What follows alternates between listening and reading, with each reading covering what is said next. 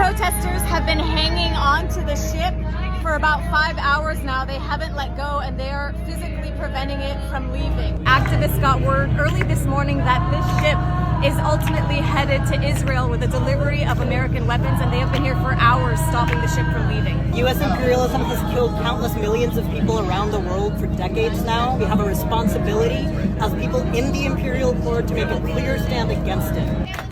Concentration camps. The same thing is happening right now. We ask ourselves, what would we have done if we were in 1945? And we all want to imagine that we would have done something.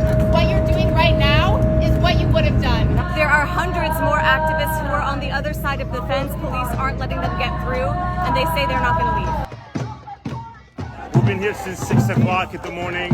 We're here to let the world know that Oakland Port is shipping weapons to the state of Israel to continue to murder our families in Palestine. I'm here as a Jewish person, the granddaughter of Holocaust survivors, watching the weaponization of Jewish history, my history, to be used to carry out a genocide against the Palestinian people. And I'm here as a U.S. citizen watching my government send billions of dollars in military aid to Israel to be used to carry out this genocide. Activists told us they'd received word that military equipment and weapons would be loaded onto the ship at stops elsewhere before sailing to Israel. And it's not the first time protesters have used this tactic.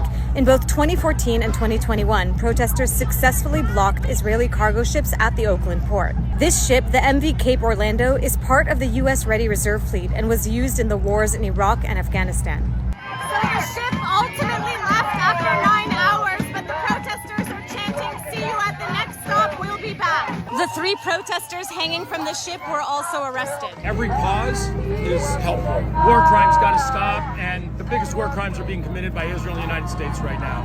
See you at the next stop, we'll be back. See you at the next stop, we'll be back.